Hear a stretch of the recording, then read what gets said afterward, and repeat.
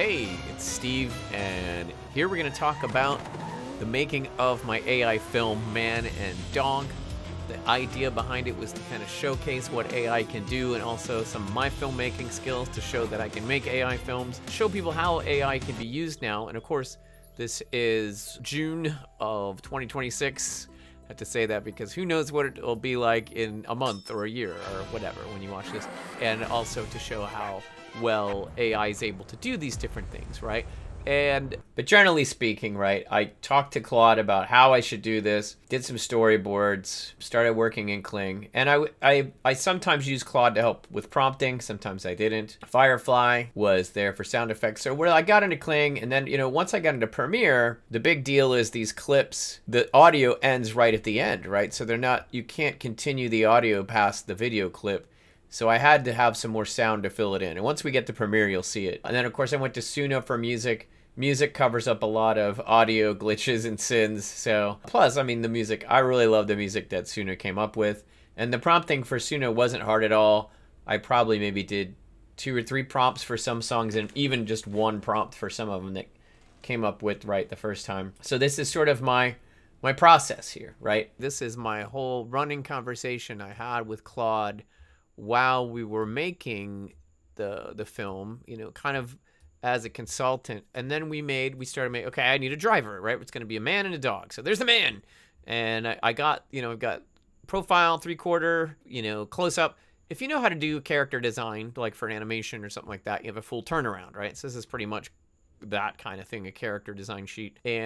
But when you feed them into Kling, you should do them as separate images. So even though I made this as one image, I ended up sort of chopping it up. But it worked great, by the way. Kling now has the character binding. So when you define a character, it remembers what it looks like really, really, really well. So I did that. I'm like, okay, there's him, but he's on the track, but we need other cars. So one of the nice things now you can see about GPT, the image creator, is it's able to keep the same image and just add to it. So very similar to Nano Banana, right? It just added these cars here, and they weren't there before, and the image is pretty much the same. Okay, so now I got the cars, I got my dude in it, and now notice GPT also is going to remember my man that I made, the driver, but it actually will forget after a while. Then I tried to do the meme where the videos from years ago where the woman is like leading people through the, places by the hand, leading the man by the hand, and it just couldn't do it. It just couldn't give me an image where their hands worked quite right. It was close, but it looked weird. And then we're back to driver. Oh, you've forgotten driver and the dog. So I'm like, oh great, here you go. Here's the driver and the dog. And then he doesn't do it. And then I'm like, okay, this is where I'm like, hey, what happened here? And it literally tells me, look at what it says. The image model is drifting toward generic race driver because the scene has accumulated so many strong fantasy action elements, it starts overriding the original character's identity. GPT knows why it's doing this, right? It's like, okay, so if you do it to fix it, you want to do this, right? So give me all these things, the description of the guy, and reduce competing details. So the model can only really keep track of so many details. And then the funny thing is like, okay, say all this. I'm like, all right, do that. Because it basically told me what to say. I'm like, okay, well, you can use that as your own prompt. You said it. So I did, and there it is, right? So let's go to Kling here. And at first, this worked, and I was like, great, we're done. Wow, obviously they didn't all work that well. I was trying to get a multi-shot here, right? So one thing you can do with Kling is have it generate more than one shot. So it'll change shots in the middle of the clip that you're making if you want. You have to make the clip long enough, right? So this is only 4 seconds. You can go up to 15. I think the longest I ever used was 12.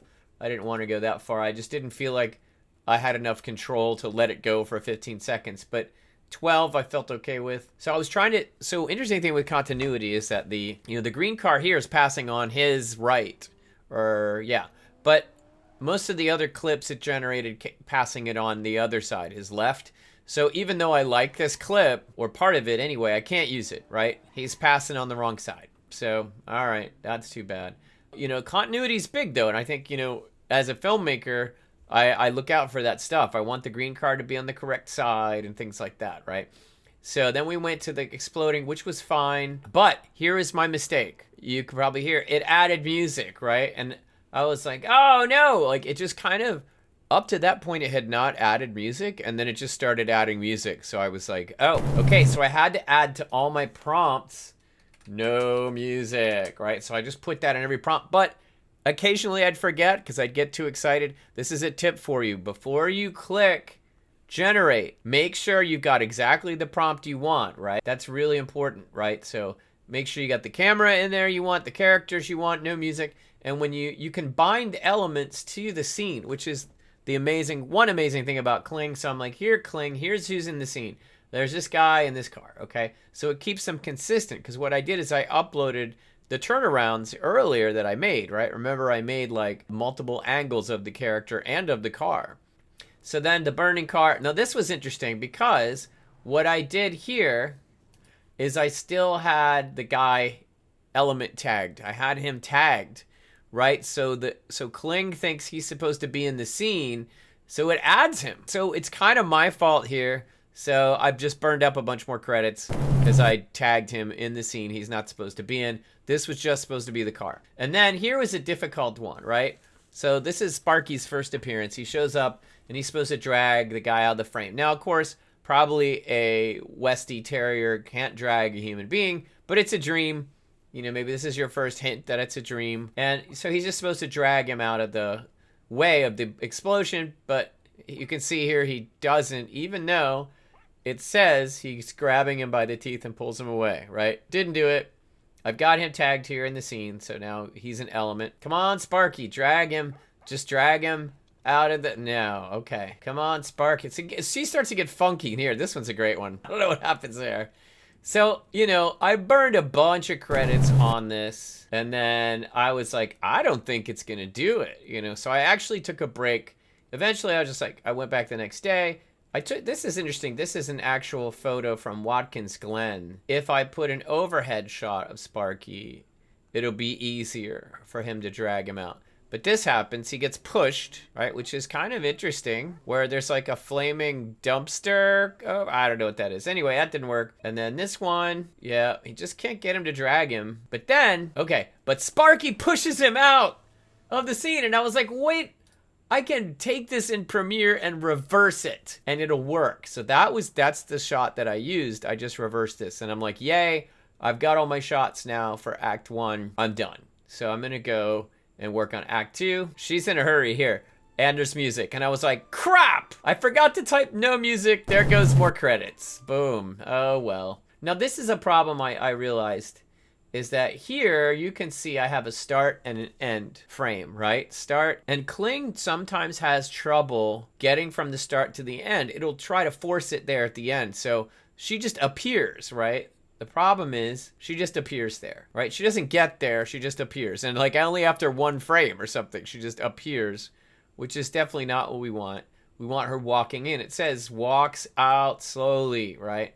So burn more credits. Okay, wait. Don't put an end frame.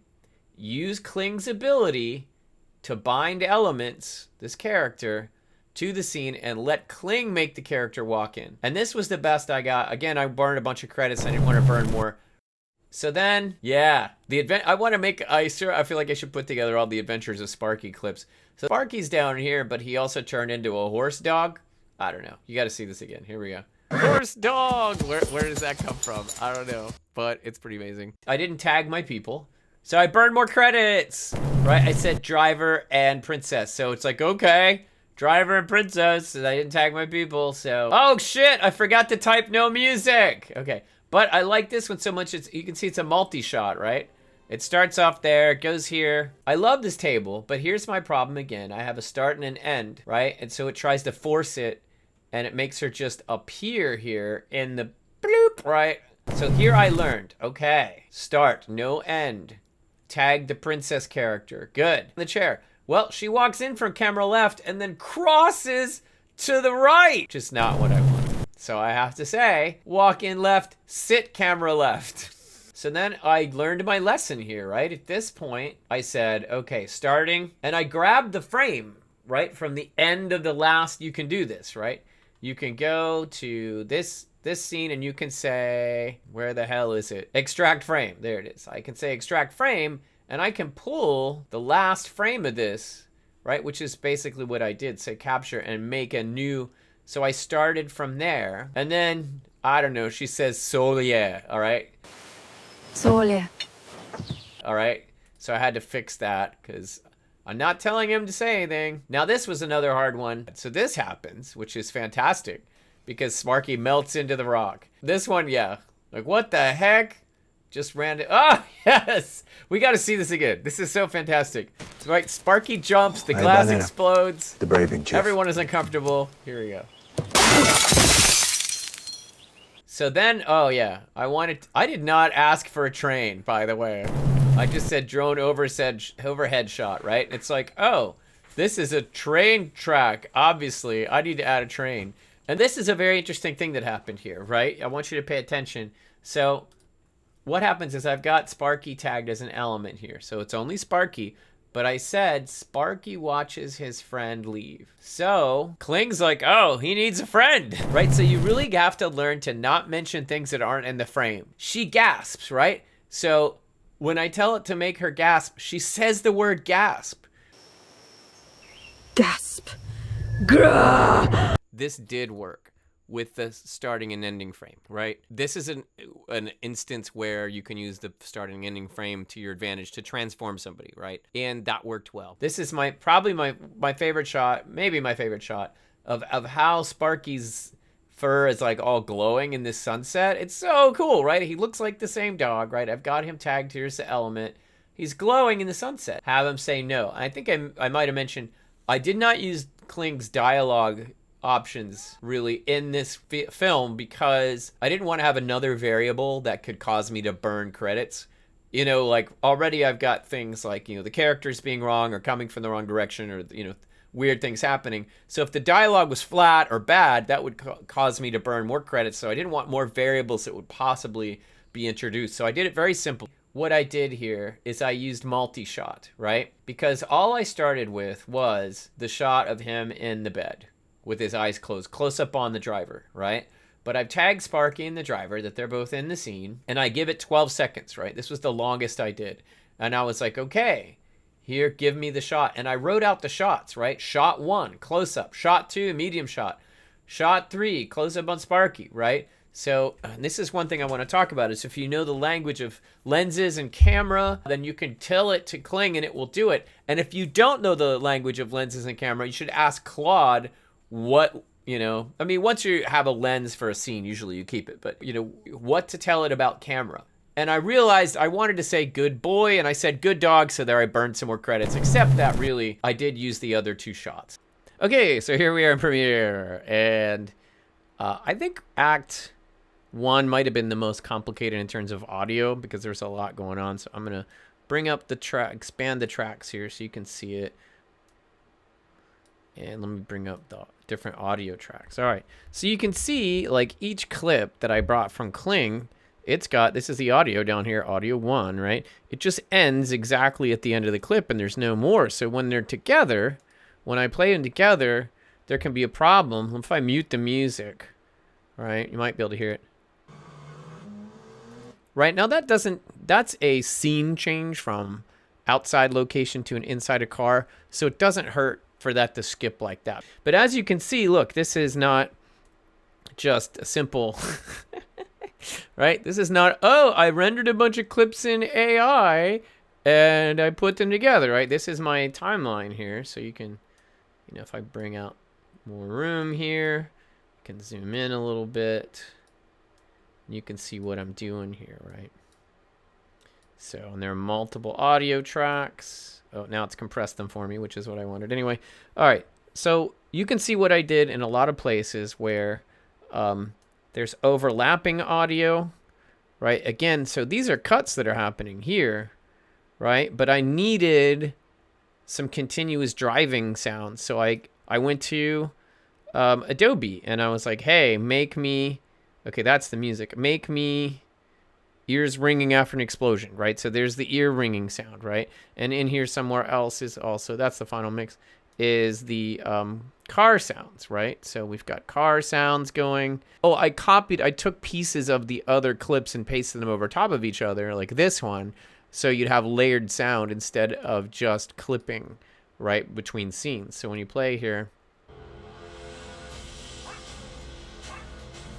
right, there's continuous crackling from the car, right? There's the dog barking, right? And you have, and so Sparky's not in the scene yet, right? But I'm telegraphing, I'm putting him in the scene first audio. So I take the audio from his clip and I put it earlier. So I duplicate it and put it earlier. So you hear Sparky before you see him. Oh, there's a dog. Oh, there's the dog, right? So, and that's something you just learn by making movies and stuff like that, right? To make the prompting easier for you, I would say you put these 5 elements in there. And you do them for each shot if you're going to do multiple shots in one shot, if you're doing multi-shot, right? But you put in the camera. So type of camera, different lenses, types, what you want in there. And the camera moves, it can pan, it can zoom, all the different things it can do. And if you don't know about that stuff, if you just want to be like, I don't know, the camera moves toward the person, whatever. This is where you use like Claude or whatever to translate your prompt. Just say, hey, I'm using Kling and I want you to translate my prompt and into this, and you can give it this, what I'm saying, right, in these 5 parts. So types of camera movement. For subject's environment, it's best to use the starting image, right, and also Kling elements, but you can add anything else in there that you want, especially like when a character enters the scene but is not seen in the starting image. You click them as a Kling element, and then you say person enters from the right or whatever. Okay, if you want to do certain realism or fantasy art or lighting, texture, I try to do this in the starting image with GPT or whatever storyboard or graphics image creation you're using. But you can also describe more of it, how you want things to be, like slightly soft focus or whatever. Okay, which is also under camera. You could put it there too. Then describe what happens, right? Obviously. And then, your audio, if you're making audio for this clip, which, most of them I did, make sure you tell it what sounds you want, right? And if you don't want people to talk, say no talking. If you don't want music, say no music, right? That was the thing I ran into. So this is kind of the general prompting. So this is something that when you're making your Kling videos, this is going to help you to make them. Again, you can write this all out in your own words and then dump it into Claude and say, Claude, rewrite this. And it will rewrite it. And most, like I said, I experimented with it, but I already know camera language and stuff like that. But if you don't, this is where you have Claude rewrite it and do cool stuff with the camera and things like that maybe you didn't think of. Footsteps from a giant monster, let's say. Okay, something like I did in the video. I say generate. But the crazy thing it does, if you want, right, before I do it, well, I can set how long I want it, but I can record myself making the sound, and it will use that as a template for the sound, right? This is so cool. So, like, for instance, if I know how fast the footsteps of the giant are, then I can go like this.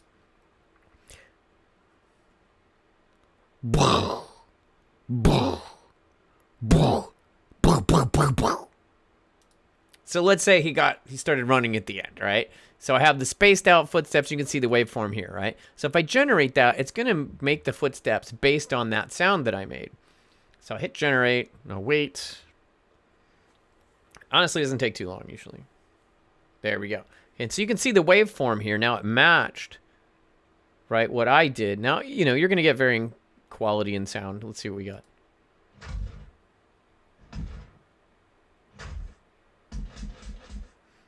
Okay, right? Not a terrible sound effect. One of my 2 running things that I put. I think this is the ending theme, right? Yeah. Yeah, so this is my ending theme. And, I just gave it... Let's see if I can see the prompt here. Show me the prompt. The prompt here. Oh, that's all I gave it. Heavy tribal drums, chase music, flute melody, driving bass. So I don't know. I must have been in a groove at that point. But yeah, so I went in here and generated all the songs. So that's pretty much it. I had a lot more footage of how I made it that I wanted to put in, but I wanted to keep the video less than 20 minutes. So here it is. I hope you learned something about cool AI filmmaking from this video. And it does help if you know how to, do actual filmmaking and audio editing and writing and things like that. but it can really enhance, and that's what I found, that AI really enhanced my abilities to make films here. And I did a demo of something that normally would cost millions of dollars with a racetrack and professional drivers and classic cars and all that kind of stuff. So, but there you go. Thank you for watching, and hope you have a great day.